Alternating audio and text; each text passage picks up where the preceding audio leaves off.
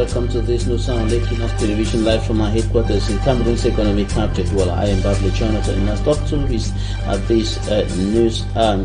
The security tensions in the northwest and southwest regions of the Republic of Cameroon reveal another ugly sight, taking away at least 6 lives in the southwest region of Chieftown. Boya shall be bringing to you updates and details in this edition of the 6 p.m. newscast with our reporter Derek Jaddo, who is monitoring happenings in that part of the crisis-stricken southwest region of the Republic of Cameroon. At least 500 cases of cholera reported in the Nilong Health District alone here in Cameroon's economic capital, Douala. We shall equally give you updates on that in this edition of the 6 p.m. newscast on Equinoxe television. Do stay with us.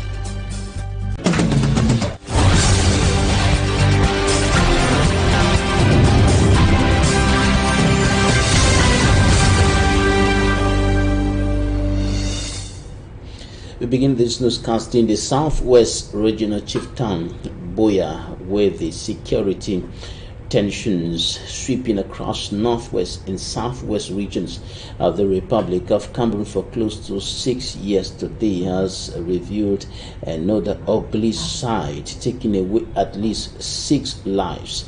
Derek Jaddo reports that they are victims of a shootout between pro-independence fighters and the security and defense forces. His report.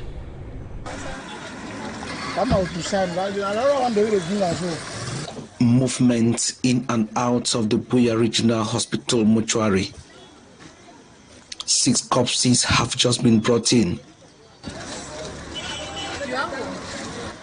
And these people want to check. The victims might be a relative. They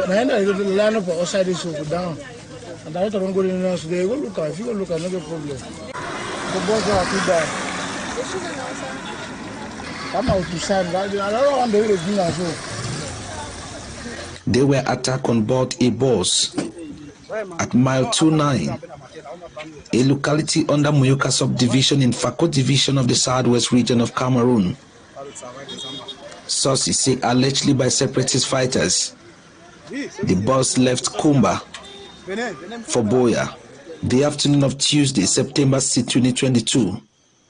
It's been a sad day for us all, a black day for Boya and Cameroon. We have been able to receive 6 corpses of good Cameroonians brought in dead after an alleged attack around the Muyoka road. And we've also received 9 patients.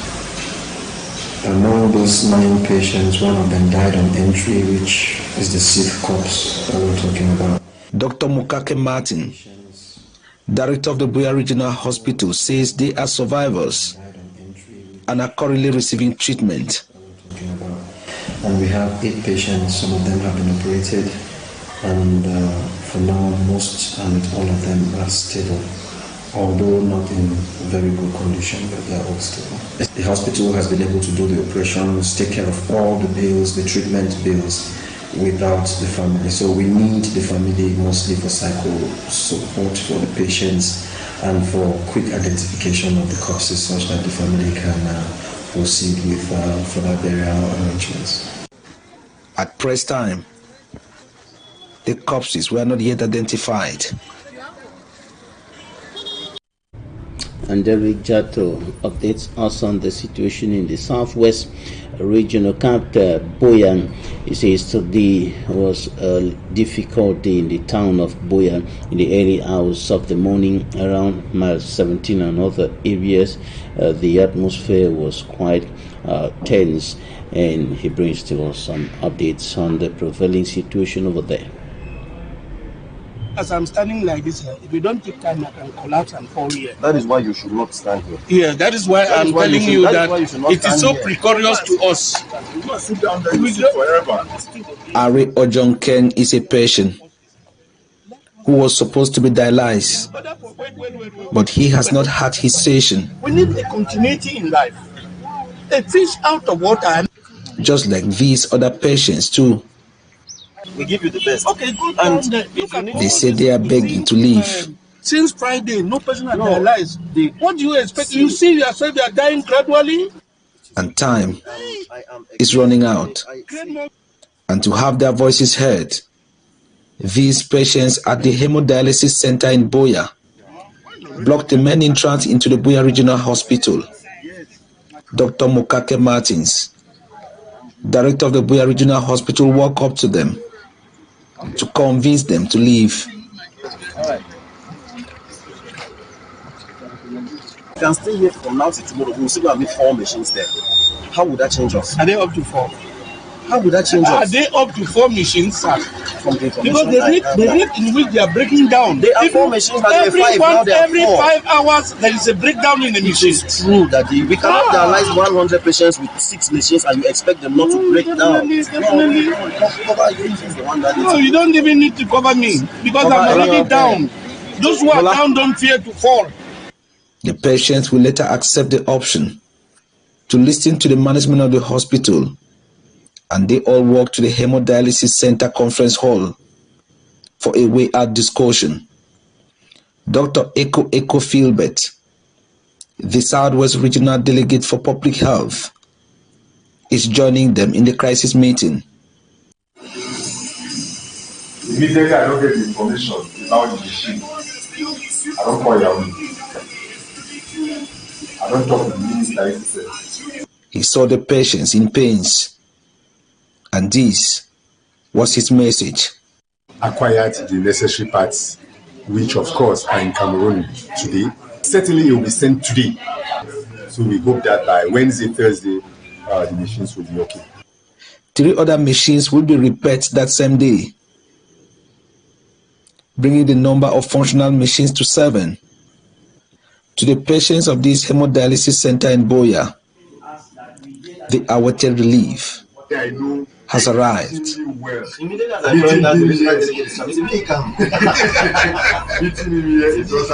The rejected rather reporting the plight of kidney failure patients in the town of Boya.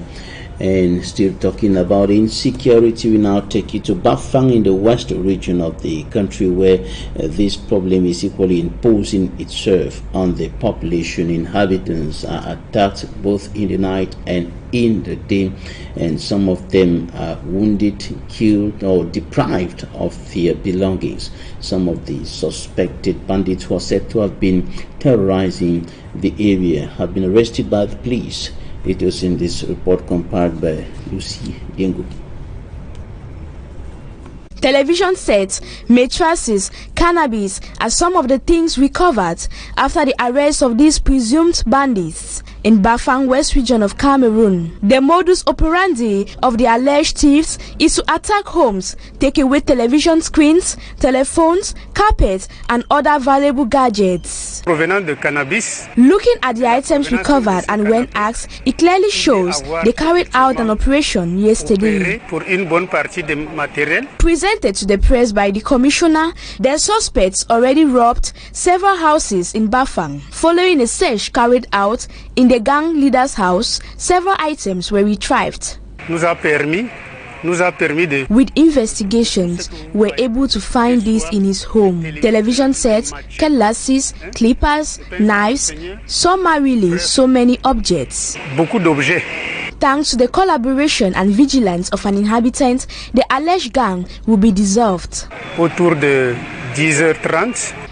10:30 a.m., an honest citizen who noticed a certain Mungwe transporting suspicious items, among which were carpet, gas plates, gas bottles, the forces of law and order are encouraging the population to collaborate and report any criminal act and maintain order. We're going to show you the deplorable, the very bad state of roads In the Douala 4 municipality, the whole of Bonaberry is crisscrossed by roads that are in an advanced state of dilapidation, and the people are suffering. Moving from one area to the other is very difficult, especially away from the highway of the major road passing through that part of the country's economic capital. Details with Immaculate Fogwe. Frequent tire punctures and accidents have become ordeals of residents of Rao, Bonandale and Sodiko village in Bonaberry, Douala 4 subdivision. These are the consequences of the bad state of roads. The heavy rains flooded several areas, transforming some mini potholes to larger ones, affecting circulation. Yeah, in those days when coming here, we used to pay 200 francs, leaving right from the main road to inside this area. But believe me, within this period, we pay 700, 1,000 francs per head to enter here, which is really difficult, really difficult. And within this area too, all the people who are staying in this area, they leave from here, go right to right for do shopping, marketing out of this place, which they find it very, very difficult. There's a lot of crime this way. And because of the deplorable way of the road, they find it very difficult when it comes to intervention. Students and pupils have on several occasions been victims of accidents. This is because road users, while attempting to avoid potholes, tend to use the path meant for pedestrians. We have two government schools, government bilingual high school, Sodiko. We get a government technical school, Bonamatumbe. And apart from that, we have two primary school, government.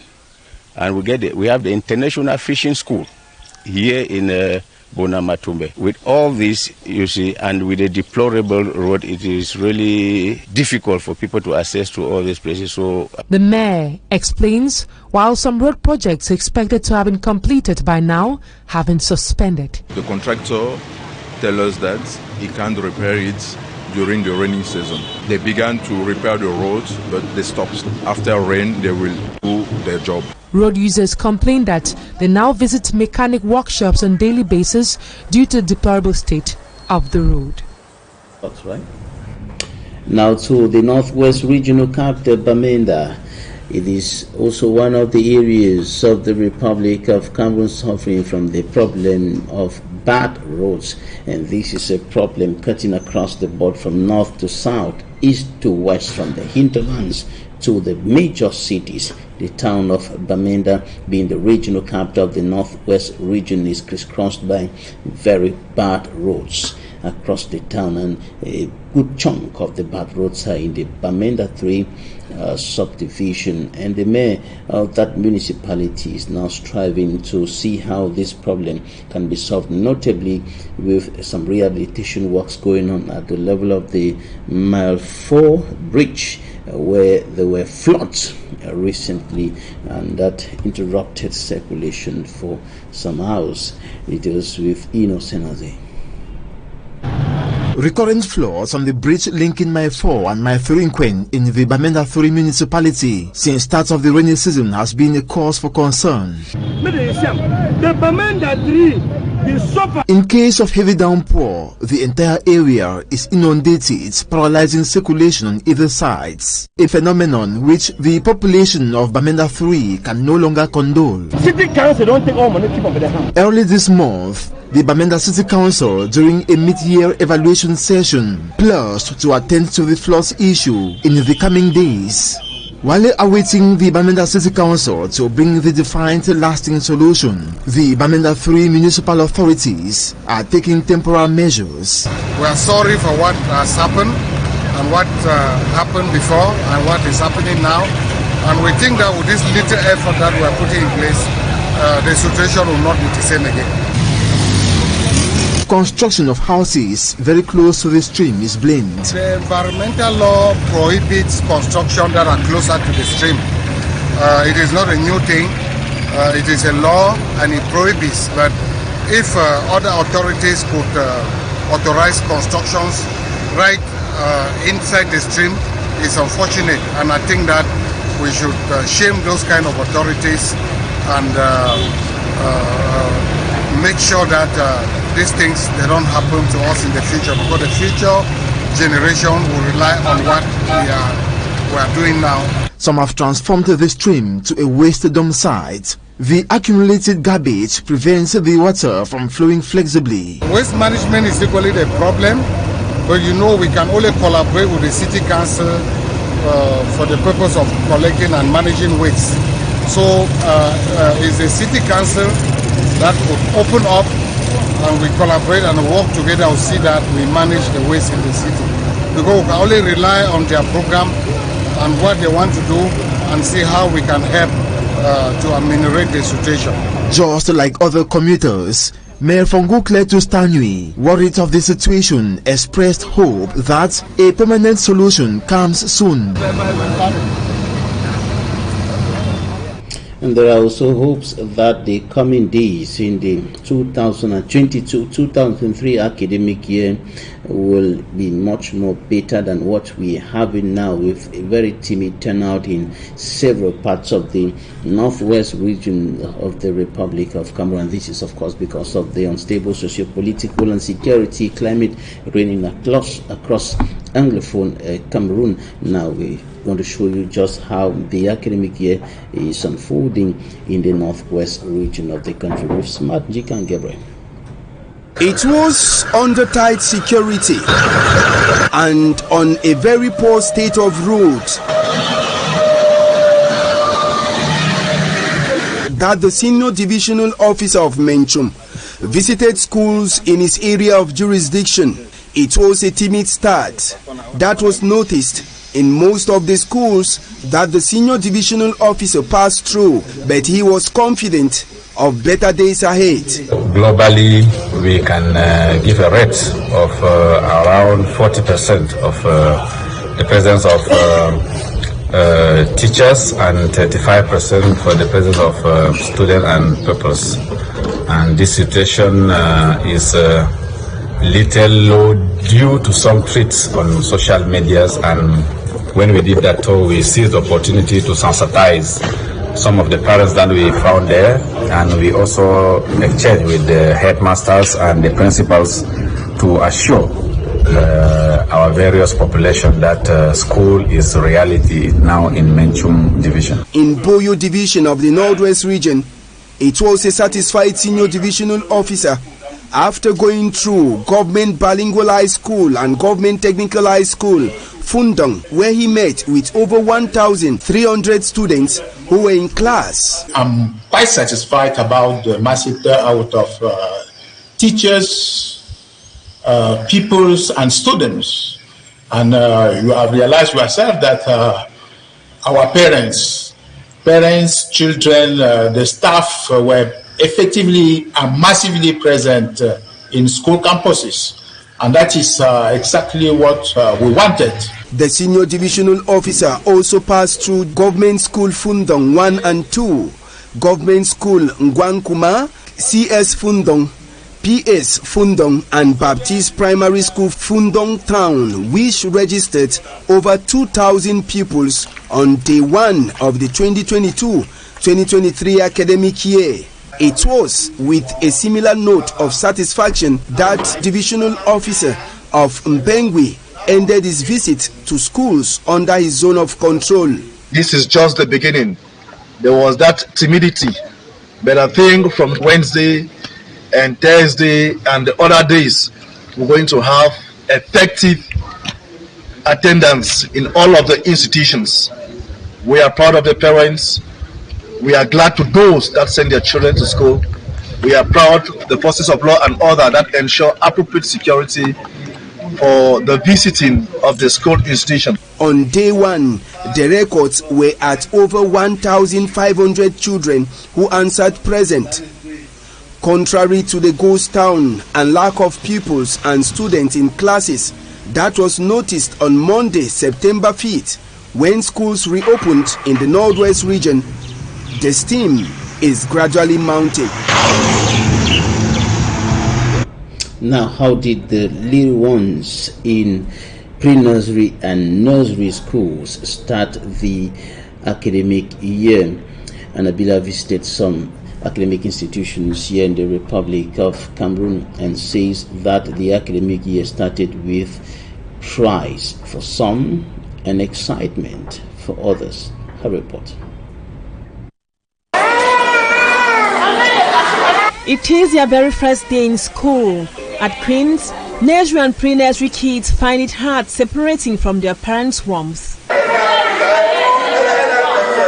Though somehow timid, the nursery kids are ready to start the learning process. What's your name, Shushu? What's your name, good boy? My name is JD Zoe Afanyu Gameni Wamba Ice Cream. Yes. What's your name? I'm very happy.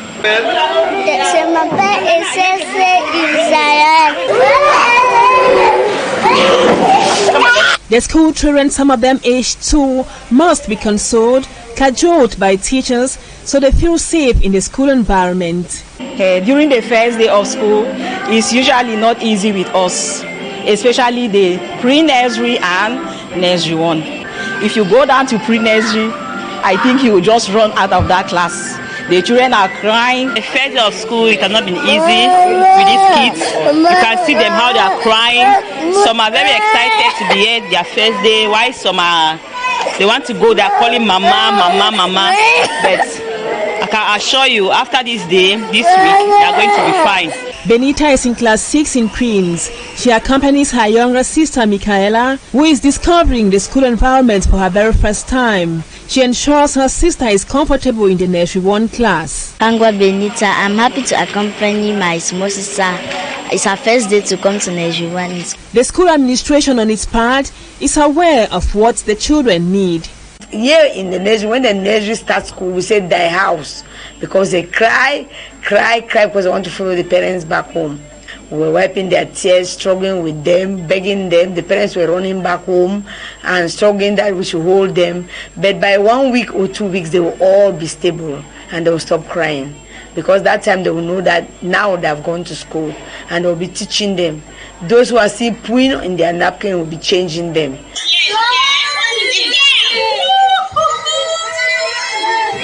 The ambience is the same in most pre-nursery and nursery schools on the first day of school resumption. Separation with parents is difficult, but teachers assure the parents that their worry is short-lived. I've been having this anxiety that when my child will begin school, how will I feel? In fact, I've not slept. I'm just so happy. And seeing him not crying like other children, I'm so happy, because if he had cried, I would have been feeling so bad. And I thank God that he's strong and he's brave.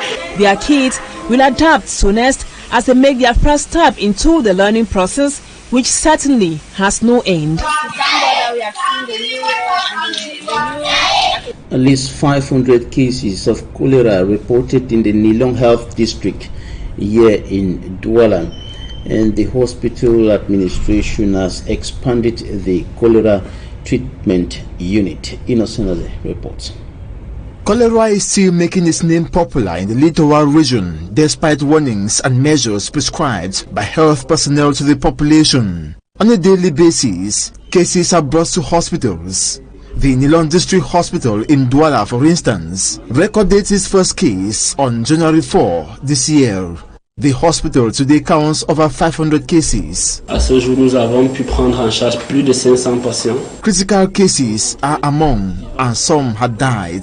Children, mothers, fathers, and the aged constitute patients. Des personnes très âgées aussi avec beaucoup de comorbidités. Before the multiplication of the cases, the Nilong District Hospital had 6 beds meant for cholera patients. When more cases arrived, it was imperative to go beyond that. Devant l'augmentation exponentielle du nombre de cas, the director of the hospital ordered the expansion of the isolation and cholera treatment unit. Consequently, more beds were added. Le nombre de lits de la prise en charge du choléra. Health personnel reiterate that the population of Douala gets vaccinated against cholera. Les vaccins sont disponibles dans la plupart des districts de santé au Cameroun et c'est un vaccin qui protège réellement contre le choléra. Self-hygiene and sanitation measures have also been prescribed to stay safe. D'autres actes de prévention sont washing of hands, treatment of water, and washing of foods before consumption, to mention but these. Les mesures d'hygiène de manière générale. According to medics, Relatives of cholera patients need to facilitate the job of the health personnel by respecting the restriction from hanging around their contaminated loved ones. Staying around them, the stress leads to further contamination and multiplication of cholera cases.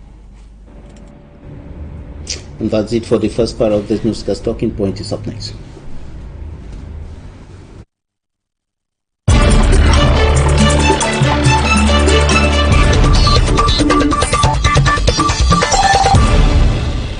Mr. Martin Fungang is an educationist. He's our guest today. He's the headmaster of Queen's Primary, Nursery and Primary School here in Douala. And we're going to be talking about the importance of basic education, the foundation of education, nursery and primary school, and the emphasis that should be laid there to ensure that the children are progressing on their educational journey on a good foundation.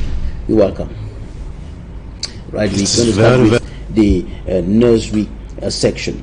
How important is it for children to go through nursery education?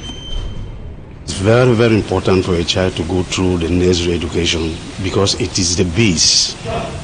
And you know, you cannot construct a building without a strong foundation. If you don't put the foundation strong, that building will one day collapse. So nursery school is the base of education in the children, and it is that is a level where we impact knowledge into the children, make the children to know, especially reading. That's why you see at times children reach class 6, they are unable to read.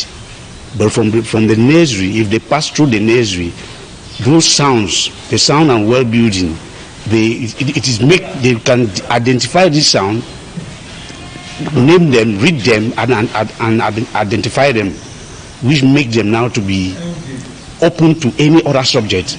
Because when a child cannot read, that child cannot be good in any subject. But when a child can read, the child can be good in all the subjects. Now, what are the children taught in nursery school? It's simple, the sound and well building. We also here in this school, for the all the nurseries, we base our intention or our time mostly on sound and well building, so that these children, before going to class 1, they can identify this sound, and then in class 1 now, that's when they start building about 2-letter words, which you can say ba, ka, da. But in nursery, they know how to identify. We say show a child can identify it. Show per, a child can identify it. So with that, at that level, when they can identify the sounds, they go to class 1 and or level 1 and level 2. They will find no difficulties in building well with these sounds, and from there, that one can help them to read very well, and they will be good in all the other subjects. Now, there is a growing tendency today of parents wanting to send their children to school from nursery to primary school at very tender ages, most often below the ages stated or established by the education authorities in Cameroon. Tell us more about the ages that should be respected for pre-nursery, nursery, and secondary or primary schools. Yes, we also hear when you come with a child of 2 to 3 years, we ask you either you send the child to the pre-nursery, where the learning is not so much. It's just to at least take care of the children, because their parents are just bring the children just for them, that they can take care of the children, since there's nobody at home to take care of the children. Although there's learning, but not so much as compared to nursery 1, nursery 2. There, if you come at that age, we either advise you to take the child to the pre-nursery or you take the child back home. Because bringing the child here, putting the child at that age of 2 years and some months in the nursery 1, the child at that, there are some children who come, they don't even know how to talk. They don't even know how to talk. I can believe there are some parents, that's why parents are really happy with us, because there are some parents that came here with children who cannot even talk, who cannot move. We advise them to take the child, to register the child in the pre-nursery. And by the next year, that child was talking, moving, And the parents were so happy. So we advise the parents that it's not good to hurry, that education goes with maturity. Education does not just go like that, because you see somebody, either you see a small child somewhere going to a school and you too want your own child to know. You must follow the age. So we take we can take from 3 years, 5 months in nursery 1, depending on how we see the output of the child. But the least years for class 1, nursery 1 is 4, while nursery 2, 5, then class 1, 6. Now, what are the adverse consequences of sending children to school at ages below the ages stated by the government? It is very, very dangerous, because even if that child is bright at that stage, it will affect the child in future.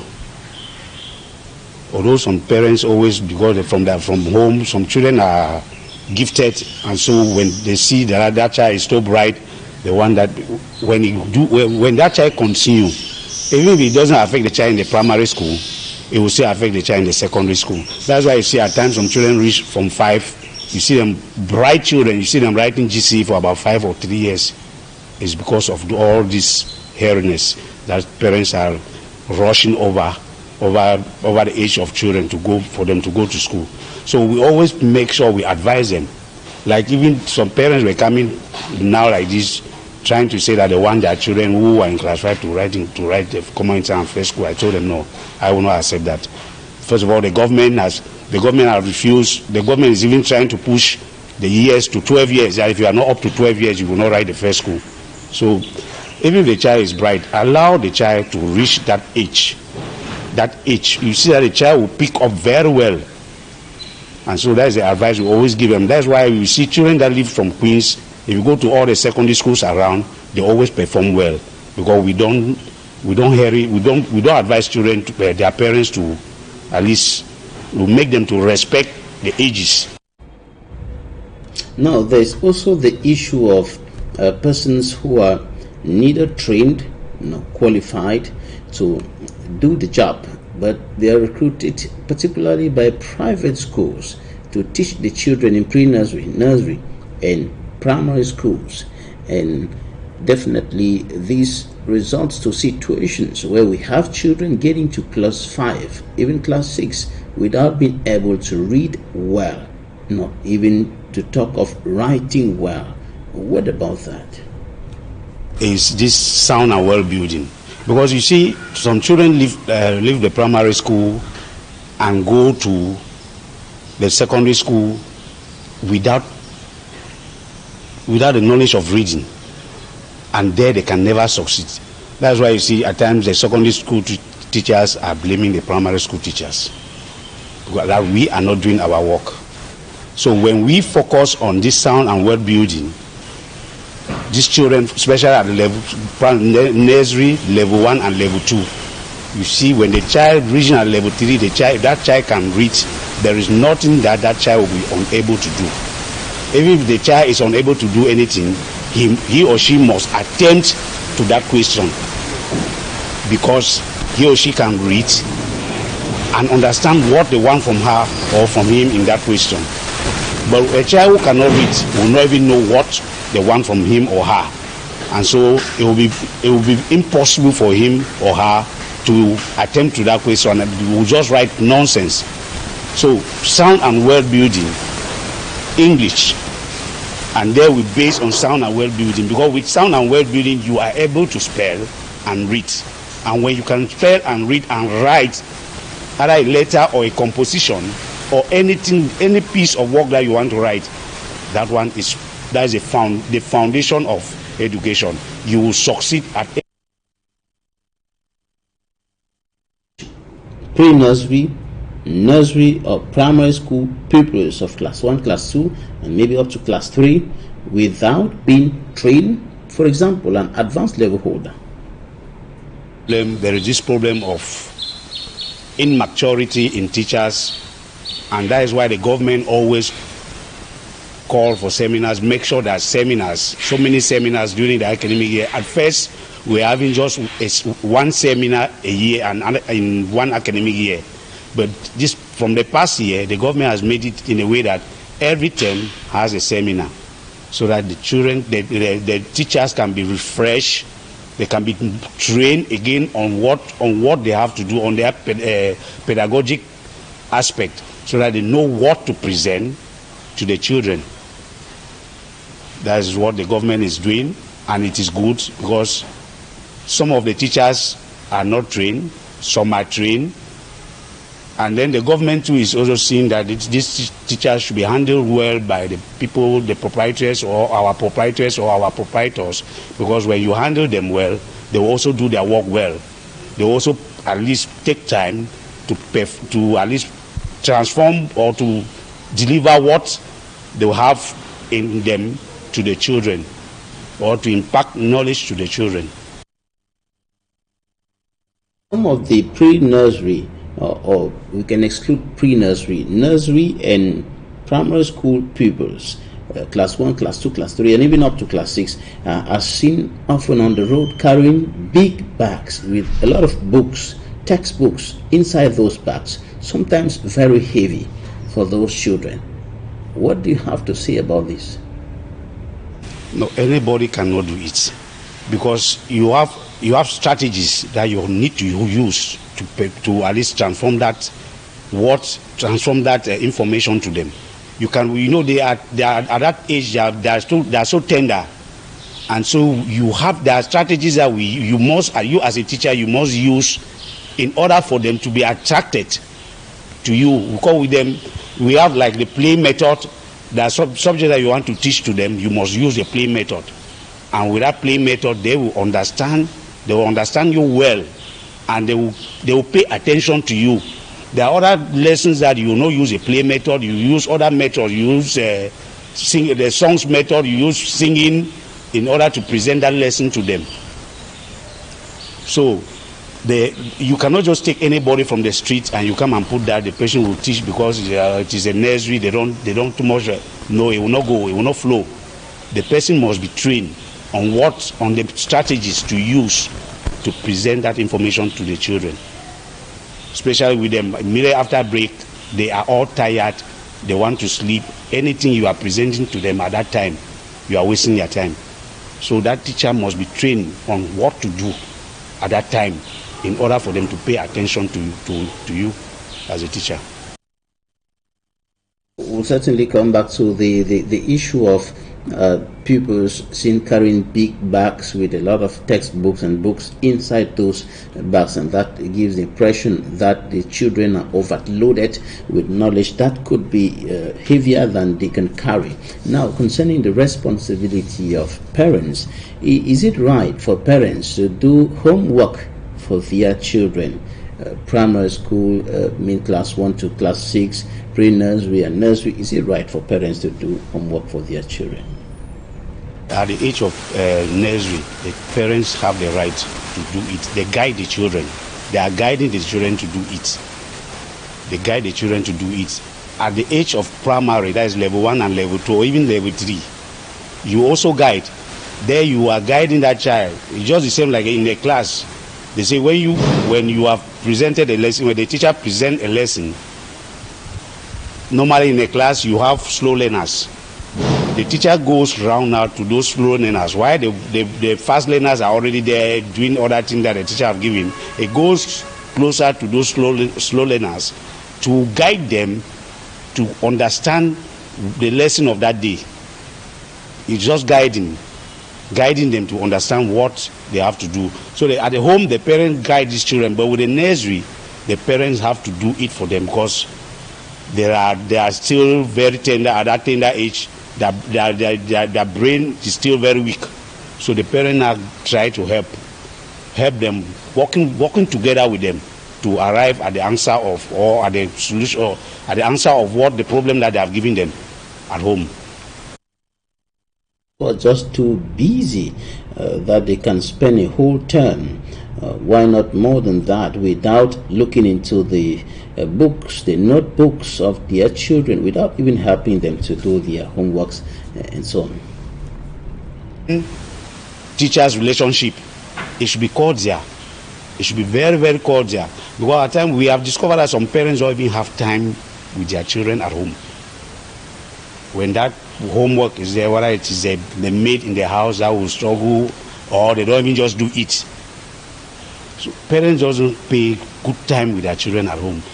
It is good for parents to always check the child's book every day that the child come back.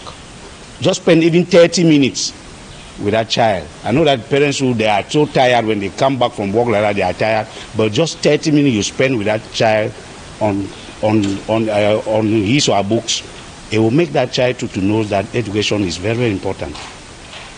Because when we talk of education here and then they come to the house, nothing about education is being said to them or is being talked to them. You see that the children too will at times fall behind. They will not take it seriously. But when the teachers are talking about it here and they go back home, the parents too also emphasize on it. That child will know that no, this thing that they are really talking is something that is important in his or her life, and they will take it serious. So it's really good for parents to spend some time with their children at home as education is concerned, not only spending time for other things, but on education. Martin Fongang, educationist, headmaster of Queen's Nursery and Primary School. Thank you so much for your time. Thank you, dear viewers, for staying with us. That will be it for today. Coming up next, live from Cameroon's political capital, Yaoundé, Equinoxe, with Serge Alongoto. Do stay with us if you can.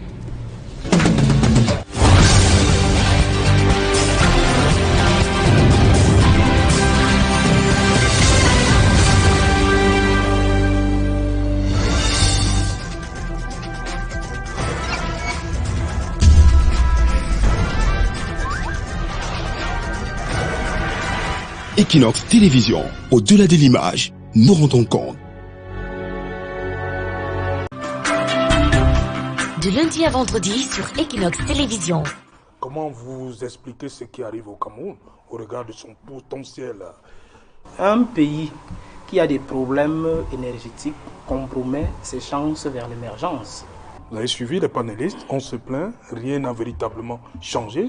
C'est comme si on n'avait même jamais mis sur pied tous ces projets. De quoi que ce que nous disons ou nous voulons faire comprendre n'est pas totalement vrai. La preuve est que nous avons l'énergie ici. Quand c'est pas bon, vous changez les gens, vous changez la façon de faire. Si on est SND chante aujourd'hui, ça veut dire que DSN n'a pas marché. Je vous dis, le réchauffement climatique ne peut pas être à l'origine des problèmes que nous avons aujourd'hui. Le préfet a décidé d'aller en mission, on va dire comme ça, pédagogique. Comment vous interprétez cette descente de l'autorité préfectorale? Selon certaines informations, il y a